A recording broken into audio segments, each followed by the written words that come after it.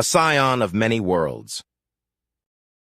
Magrika glances over to the side as they fly. The Grand Midwives were more than a little stupid during night flights, and... "We're being followed," Horace says in his bizarre accent. He speaks the words, but there is nothing to signify where he is from. The natural trill of a Orthani is there, but suppressed so ruthlessly that it barely can be heard. "Where?" she asks, turning to him, and he points over his shoulder and upward. She glances back and sees a winding shape along the stars. It crosses the ribbon of the world, and she can see that it is an aerial Nagasha, her flattened body easily cutting along the rising warm winds from below. "Oh, cute!" "She's going to try and track us," Magrika says with a daredevil smile. So there was more than just a rabble of barely organized idiots at that temple? Good. "I think more are coming." "She's just the forward scout. She hunts by heat, though. We need to dive and get under the trees. We're torches in the dark to her." "Oh, thermal senses, that's easy enough to toy with," Horace responds and begins studying the forest below. "What are you seeking? Does he have some strange method or magic from beyond the stars to help?" "Mud," he says simply, and she nearly starts to fall in amusement. Great stranger from beyond the stars, unknown magic and forced into an odd body. Still knows the best way to hide from a Nagasha is with mud. "Well reasoned. Follow," she commands and dives down to the forest below. She darts down between the trees and through sheer instinct weaves through the towering plants as she glides closer and closer to the ground. There is a whistling sound behind her, and she can tell it's Horace. Unused to his Orthani self, he clearly does not know how to properly swoop in silence. "Clench the antenna." The whistling stops almost instantly, and she suddenly brings out her wings to stop herself as she lowers to the base of a grand baragas tree. The slick bark catching the already slowly forming dew and directing it down to its roots. In ankle-deep mud she lands, and there's a slight sloshing noise as she turns to witness the odd Orthani lowering himself soundlessly to the water. Without hesitation he lands and looks to her, his wings folding backwards and dipping ever so slightly in the muck. If his frankly bizarre appearance and utterly foreign way of speaking hadn't convinced her he was unlike any Orthani she had ever heard of, his willingness to dirty himself sealed the deal. She smiles up at him before reaching down and grabbing a handful of mud, which she then tosses into his face. At first he does nothing, then his claws smooth it over him for better coverage before a snap movement on his right leg hurls a claw full of mud directly onto her chest. Fair's fair. "True enough," she notes with a grin. He then crouches down to her level and begins hauling up massive clawfuls of mud that he dumps all over himself, and in a short amount of time is almost completely brown. A quick flutter of his wings spreads out a thin film over them, and she nods before falling backwards into the mud, rolling with it and standing up well-coated. She gestures for him to go up, and he nods before stepping onto the wood of the tree as she morphs her wings to aid in climbing, and they make their way upwards. She grins as she sees his wings and antenna flutter and twitch as they climb. So it is instinctive for Orthani to be clean, even those not raised by them. Suddenly he lets out a shushing noise, and both of them freeze before movement behind them lets them know something is passing. Horace leans away from the tree and grips only with his lower claws and left one as he watches the Nagasha pass. We've shaken the first touch of pursuit. Now food is the next priority. This body I'm in has never had a meal from the feel of it. There isn't a single part of my stomach or guts that holds anything resembling food in it. "Well, this is a baragas tree," Magrika notes, and he looks at her baffled before looking up. "Oh, fruit. I hadn't noticed in the dive," he says before beginning his climb all over again. "You want some?" She churns it over in her mind. Baragas fruit is fairly sweet and juicy. The tough, oily skin on them is annoying but rarely an issue. What is an issue are the cackling gracchus that often eat them. The overly aggressive beasts will prove to be amusing, and maybe a proper main course if they get a fire going. "Yes, but don't worry. I can feed myself," she assures him with a grin pulling at her lips as she watches him climb. He is fascinating, sinking his claws in and tearing out hand and footholds rather than gently leaning in and letting his weight do the work for him. Perhaps he does not like this tree. He then flutters his wings a little to let him leap upward and quickly crests onto a massive, overreaching branch. He walks up outright swaggering towards the fruits that are budding off the sides of the branch and grabs one. That was a bit of a mistake, as there's a rush of movement and a creature runs up on its knuckles, then gives a crackling roar right into his face that's cut off when he thrusts his right arm right into the monster's face and literally pops both of its eyes and shreds its brain. He pulls out his claws with a slurping sound, and the cackling Gracchus falls backwards onto the branch. Well, that was quick. Most beings back off when roared at by a Gracchus. Are these things edible? Well, he has his priorities straight. Perhaps he's too hungry to care? Best be cooked first. They can carry sickness. She answers as she reaches the branch and walks up. Then we have a second course, Horace remarks as he flicks off the gore from his claws and then grabs a few of the fruit to bundle up in one of his arms. Do you know a good place to set up camp? She makes a pensive sound as she considers things further. Any doubts she had about this being some kind of truly bizarre setup had faded. Even the bravest of Orthani would have fled, and though he did seem to want to remain clean, he wasn't anywhere near as fastidious. Easily enough. There's a system of caves not far away. I used one for shelter on the way here. There should still be a fair amount of firewood there. Magrica explains, and he nods, even as she grabs a baragas fruit for herself. Follow. She then launches herself off the limb and begins gliding on the cooler night air. It's the strange way of winds. Above the trees, the warm air rises and lifts up flyers, but below it pulls down, and you need either a great degree of mastery in the ways of power or to flap incessantly to stay in the air. She glances back to see that he's clearly a master of the power. His glide is effortless, despite him carrying easily his own weight in his claws. His load is uneven, the Gracchus in the right claw and 4 baragas fruit nestled in the other arm. Normally, that would need a huge amount of effort to even balance, but he seems to scarcely notice. She is most intrigued. Perspective swap. The grinding, grating sound of his claws rubbing together disturbed him in ways that he could not articulate. For his own fingers to be illegal via the Geneva Convention was a hell of a thing. No serrated weapons to be used in war. Granted, the galaxy is already happy to break the use against flamethrowers and their ilk. Also happy to test others endlessly, he's being evaluated even as he evaluates his new form.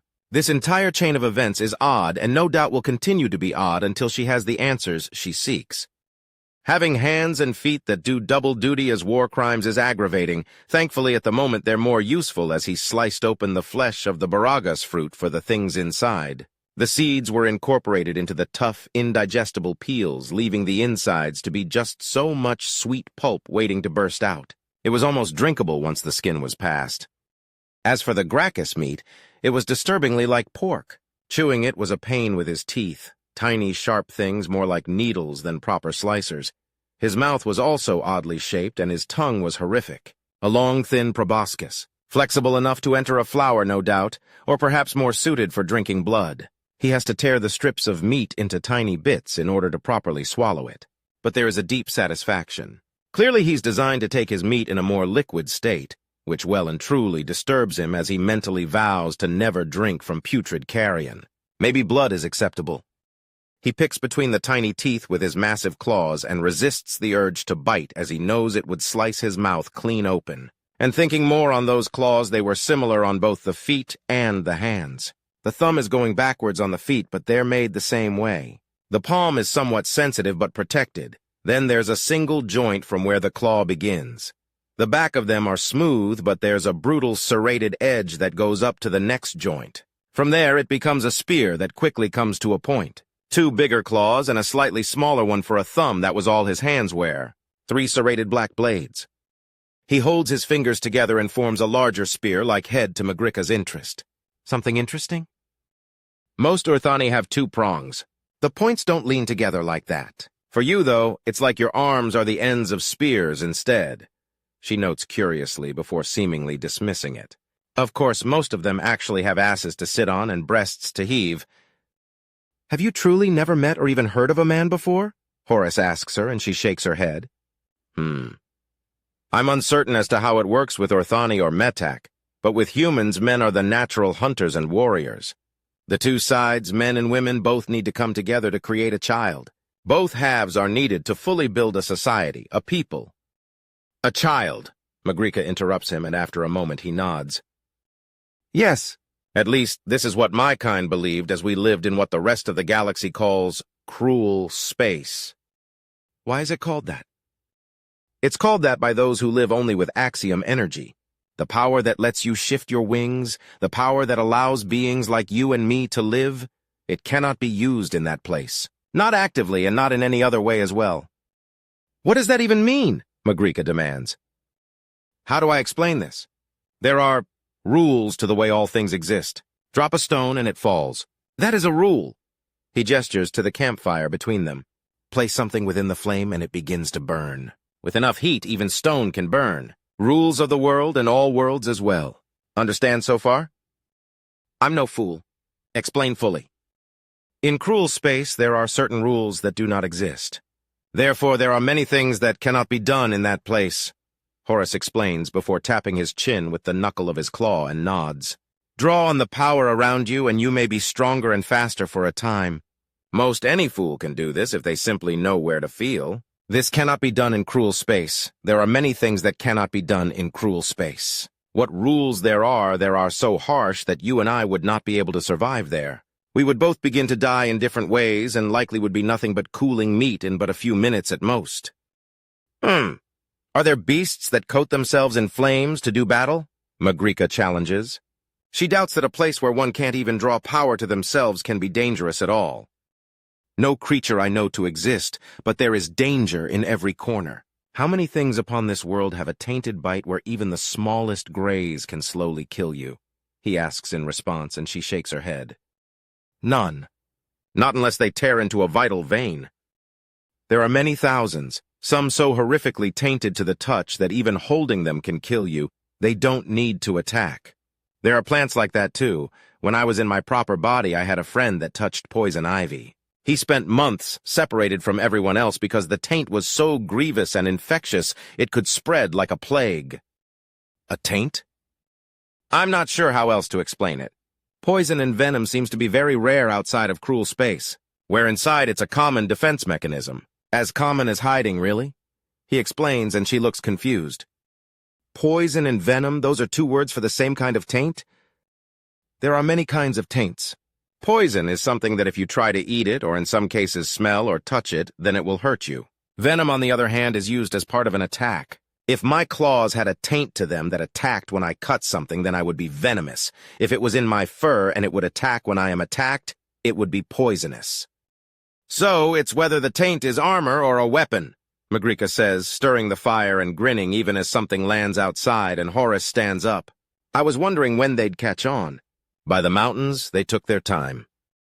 Perhaps you should have built the fire higher if you wanted more attention from them, Horace remarks, and Magrika gives him a surprised look. Oh, come on, if you wanted to stay hidden, the fire would have been in the back of the cave. You wanted to fight them. She clearly revaluates me as I take out a few more thin strips of meat and just straight out swallow them without bothering to chew. I'm sure my digestion will work it out, better than getting them caught on all the little freaky needles I have for teeth. I'm going to need a mirror or something to get a proper look at myself with time to actually take a look. Maybe I'll make sense of the mild segmentation that's in my vision. I think I have compound eyes, but don't know for sure. Whatever's on the front of my face, there's some kind of mental trick smoothing out all the segments. Fuck these weird eyes. The electrosynaptic whatever sense from the antenna is less confusing than fucking sight. Horace groans as he rises up and steps around the fire. Don't like those big black eyes? Magrika asks with a grin. They're black? Black and shiny with whatever you're focusing on lighting up to pale green to show your focus. She confirms and Horace nods. Better and worse than I thought. Wow, he remarks and she chokes down a cackle and follows him out of the cave. 5 on the hill above, 10 down here with us, Horace mutters as they leave the cave. Magrika the Massive, you are known to us as is your theft. What the pits is wrong with that Orthani? Oh, that's nice. Rub it in, Horace remarks. Don't be a fool, Arika. That's what was stolen. The altered one, an Orthani twisted to serve the grand midwives in the most holy of manners, a voice says softly as what looks like a four-eyed angel descends from above. Horace doesn't know the classification, but he's sure he'll be able to figure it out easily enough once all this nonsense gets sorted one way or another. No, he says simply. He then mentally cheers as the confusion runs clean through all 4 of her eyes at once. What? I said no. I'm no one's possession. I'm a sergeant of the Undaunted. Horace growls out in a fury. His wings begin vibrating and his lower claws dig into the ground. He narrows his eyes as he starts sending slight amounts of axiom into the dirt and primes it. We all belong to the Grand Midwives. It is they that breathe life into the womb, and each and every one of us is a sign of their benevolence. I am not, Horace states, and the angel glares at him in a fury. Her second set of eyes is pushed out to the side to give her a much wider field of vision than normal. To think you would grow so tainted and feral after such a short time outside your crystal. I was told that you are capable of acting as a grand midwife in times of the rain by sheer instinct alone. But your mind is so fouled. Clearly you are not ready. The sacred hymns have not been properly sung in your sleep. You spent so little time since the stars gifted you to us actually asleep. You should be dreaming of children and life. I was sleeping too long as is, Horace counters as his stance widens. You are going to fight us? You have no combat training, you have no weapons, and you are Urthani, not a being of battle. Perhaps Magrika will be a challenge. She'll be staying out of this. It's you girls against me. If you think you can take me, Horace counters, and there's a stillness as Magrika snorts in amusement and starts to outright laugh before taking a few steps away and sitting down on a stone. By all means. Oh, this should be an amazing show. You're coming with us. Whether you like it or not, you foolish child, the angel says, stepping forward. I am Lady Aelure, guardian of the Eastern Temple of the Grand Midwives. Amazing job when I came for my fun, Magrika taunts. Be silent, heretic. You spit on the generosity of the midwives in bringing your undeserving life to this world, Lady Aelure screams in fury. Is the entire world controlled by this cult? Horace asks. Cult? Cult? We are not some petty group of fools following some warlord to our graves. We are an integral part for all parts of the world. Every city, every queen and warlord and tribal chiefess bends the knee to the grand midwives or their lines go extinct. It is through us, and you us alone, that there are more than mere beasts upon Lakran. So that's what's going on. No wonder they want me contained. No doubt if I had played along, they would have claimed that any child born with my attributes, rather than those of their mother, would be a sacred child to be given to the midwives to raise in the cult. We are not a cult, Lady Aelure screams, spit visibly flying. I disagree, Horace says in a tone so matter-of-fact that it may as well be a punch in the face for how direct it is. His mind and soul have both been tainted. Drag him to the ground so he can be placed into his sacred crystal and purified of this foulness, Lady Aelure bellows before charging at him while drawing what looks like a morning star from her side.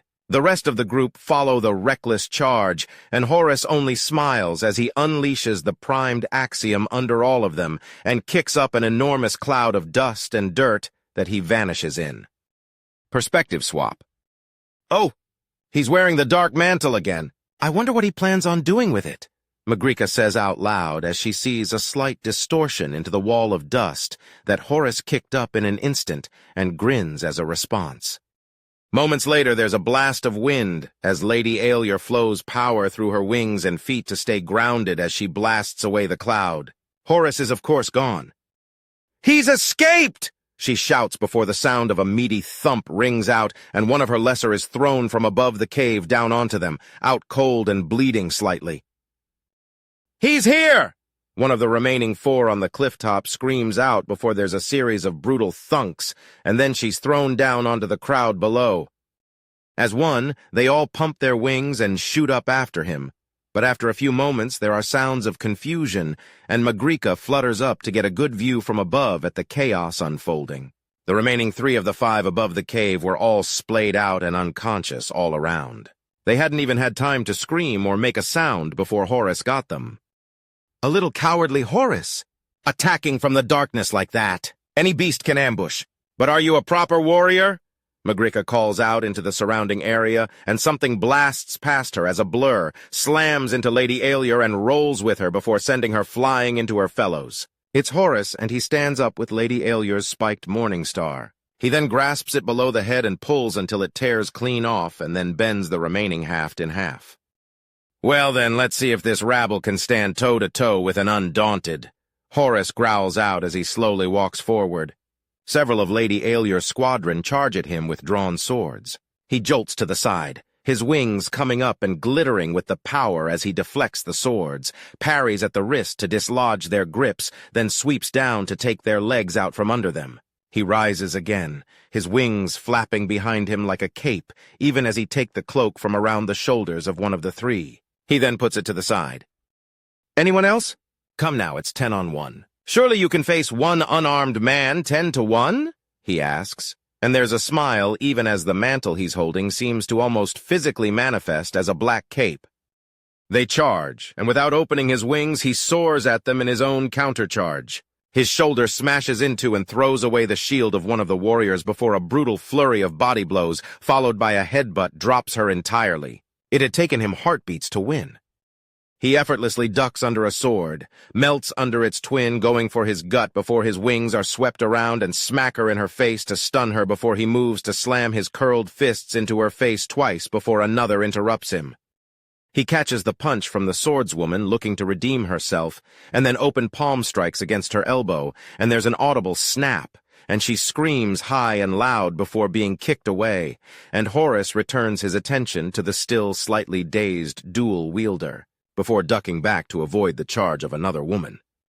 He then charges again and brutally drives his fist into the face of the now mostly recovered dual wielder, and she goes tumbling backwards to lay still.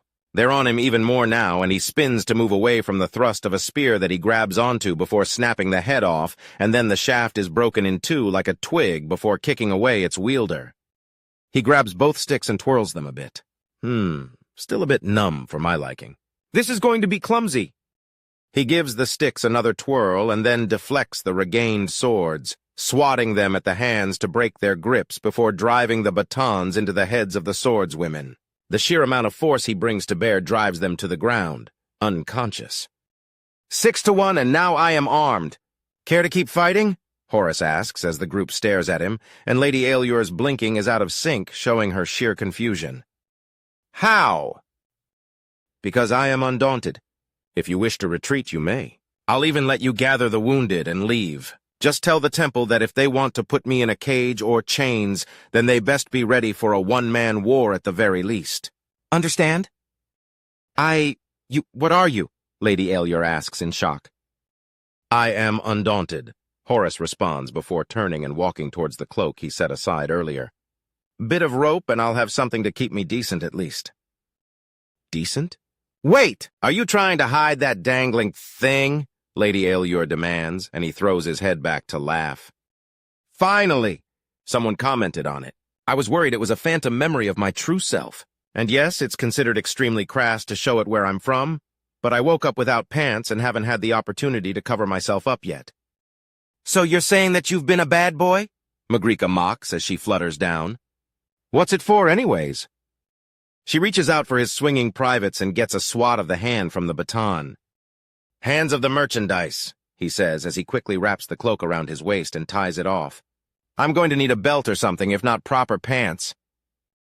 The Grand Midwives will never stop hunting you. You are a living symbol that they must reclaim. Sounds fun, Magrika comments with a bloodthirsty smile. Tell them to bring their good armor and full money pouches. Entertainment that pays for itself is even better than free entertainment.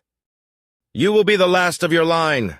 You will be condemned to never bear a child, and there shall never be an heir to your legacy. Oh, I don't know about that. Mr. Pantsless here can probably get me what I need. Can we not talk about that? Horus says, and Magrika looks up at him and laughs. Oh, he's shy about it. That's adorable. He can fight many without aid, but doesn't want to talk about children. This is more amusing by the minute. She then turns to Lady Aelur. You go and tell the temple that so long as the Undaunted wants to stay free, then Magrika the Massive shall be beside him. Oh, and make sure they get that bit about bringing full money pouches when they attack. I love a prize that comes for you.